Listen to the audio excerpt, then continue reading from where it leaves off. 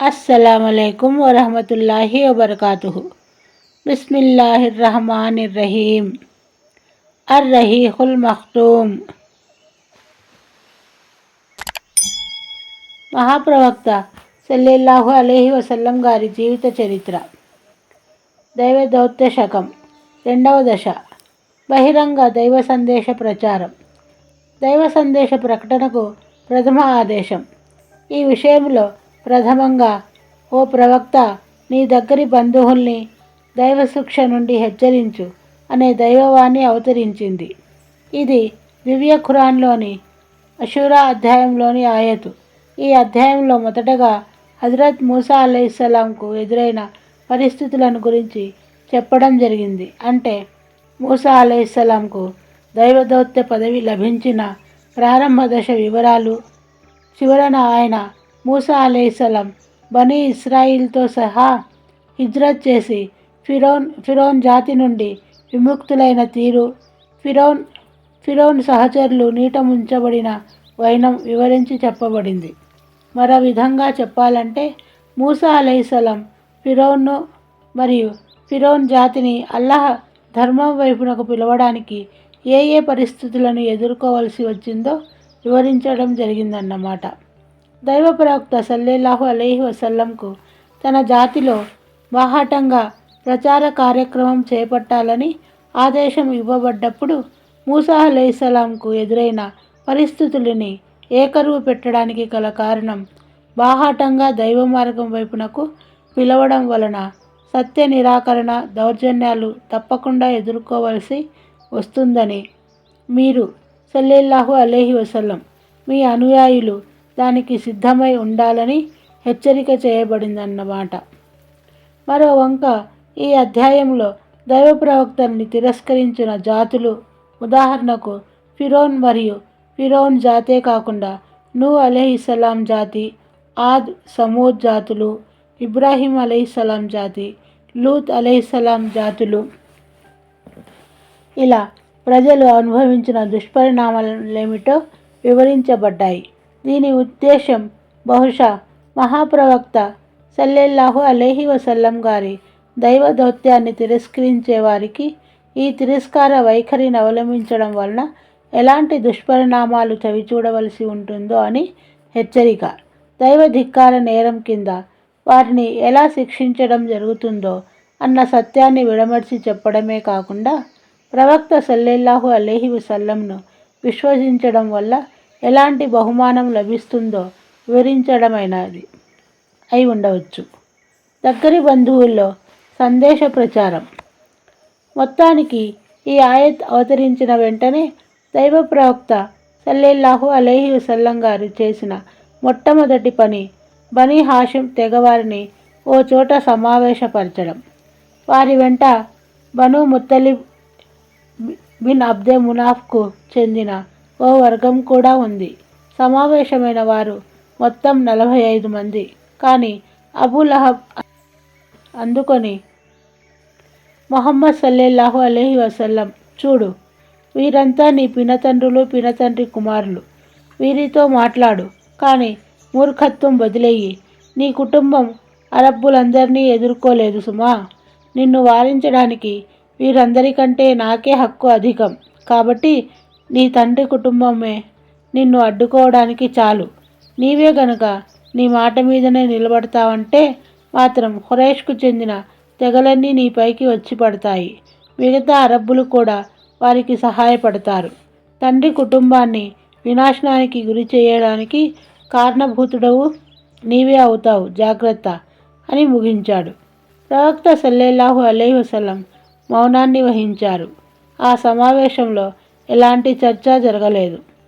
ఆ తరువాత ప్రవక్త సల్లల్లాహు అలైహి వసల్లం మరోమారు వారందరినీ సమావేశపరిచి ఇలా సెలవిచ్చారు: స్తోత్రమంతా అల్లాహ్కే. నేను ఆయనను స్తుతిస్తున్నాను, ఆయన సహాయాన్ని కోరుకుంటున్నాను, ఆయనను విశ్వసిస్తున్నాను, ఆయననే నమ్ముకుంటున్నాను. అల్లాహ్ తప్ప ఆరాధనకు అర్హుడెవరూ లేడని సాక్ష్యమిస్తున్నాను. అల్లాహ్ ఒక్కడే, ఆయనకు సాటి ఎవ్వరూ లేరు. తరువాత మాట్లాడుతూ, మార్గం చూపేవాడు తన ఇంటి వారితో ఎన్నడూ అసత్యం పలకలేడు. ఆరాధనలకు ఎవరూ సాటిలేని ఆ దైవసాక్షిగా చెబుతున్నాను. ఈ మానవాళి కోసం అల్లాహ్ తరఫున పంపబడిన ప్రవక్తను నేను. దైవసాక్షి, మీరు పడుకొని నిద్రపోయినట్లే మరణాన్ని కూడా ఎదుర్కోవలసి ఉంది. ఎలా నిద్ర నుండి మేల్కొంటారో అలా తిరిగి మళ్ళీ లేపబడతారు. తదుపరి మీరు చేసే ప్రతి కర్మకు లెక్క అడగబడుతుంది. ఆ తరువాత స్వర్గమో లేదా నరకమో శాశ్వతంగా మీకోసం ఎదురు చూస్తూ ఉంటాయి. అది విన్న అబూతాలిబ్ ఇలా పలికారు: కుమారా, నీతో ఎంత మటుకు సహకరించగలమో, నీ నీతి బోధ ఎంతవరకు సమ్మతమైనదో, నీ మాట ఎంతవరకు సత్యమైందన్న విషయాన్ని అడగను.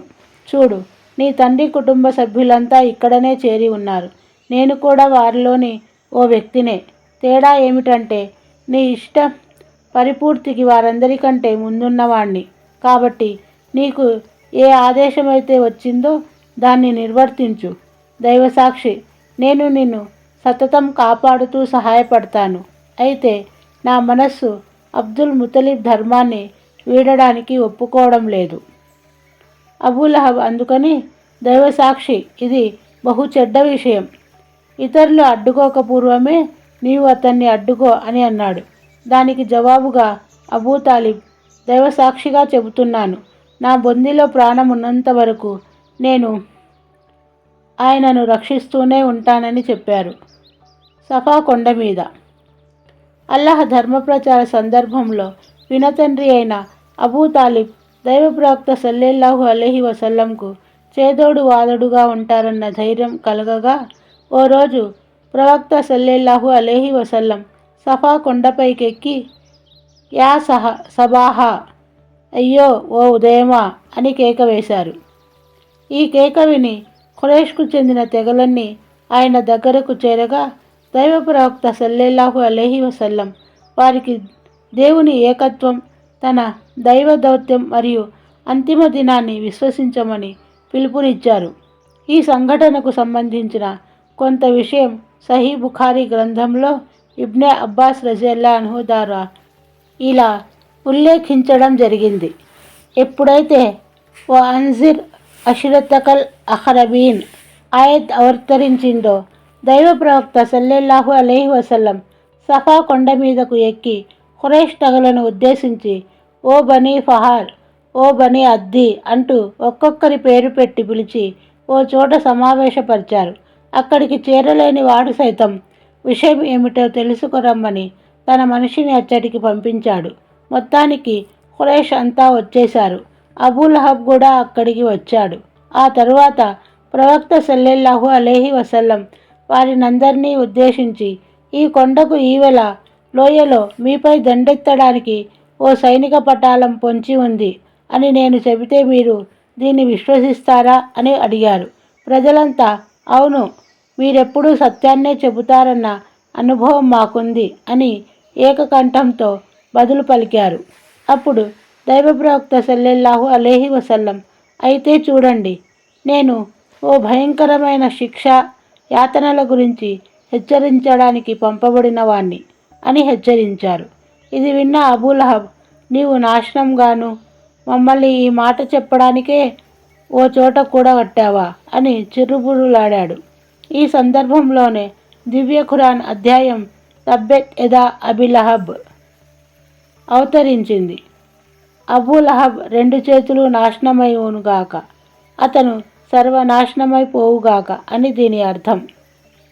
ఈ సంఘటనకు చెందిన మరో భాగాన్ని ఇమామే ముస్లిం తన గ్రంథం సహీలో అబూ హురైరా రజియల్లాహు అన్హు ఉల్లేఖించినట్లు రాశారు. ఆయన కథనం ప్రకారం, ఓ అన్జిర్ అషీరతకల్ అఖరబీన్ అనే దైవవాణి అవతరించినప్పుడు దైవ ప్రవక్త సల్లెల్లాహు అలైహి వసల్లం ఓ పిలుపునిచ్చారు. ఈ పిలుపు అందరినీ పిలిచిన పిలుపు. ఆయన ఖురైష్ తెగతో, ఓ ఖురైష్ ప్రజలారా, మిమ్మల్ని మీరు నరకం నుండి కాపాడుకోండి. ఓ బనీ కాబ్, మిమ్మల్ని మీరు నరకం నుండి రక్షించుకోండి. ఓ ముహమ్మద్ కూతురు ఫాతిమా, నిన్ను నీవు నరకం నుండి రక్షించుకో. ఎందుకంటే మిమ్మల్ని అల్లాహ్ పట్టు నుంచి రక్షించే శక్తి నాకు లేదు. అయితే మీతో నాకు వంశం బంధుత్వం రీత్యా సంబంధం ఉంది. ఆ సంబంధం ప్రకారమే మిమ్మల్ని హెచ్చరించగలను. ఈ పిలుపు కేవలం సందేశ ప్రచారార్థమే. దైవ ప్రవక్త సల్లల్లాహు అలైహి వసల్లం తన దగ్గరి బంధువులకు, తెగలకు ఇక నుండి దైవ దౌత్యాన్ని బలపరచడం మీదనే మన పరస్పర సంబంధాలు ఆధారపడి ఉంటాయని, ఏ జాతి, తెగల దురభిమానాల్లో అరబ్బులు చిక్కుకొని ఉన్నారో అవి దైవ హెచ్చరికలతో అంతమైపోయాయని నిక్కచ్చిగా తెలియజేయడం జరిగింది. అస్సలాము అలైకుం వరహమతుల్లాహి వబర్కాతుహు.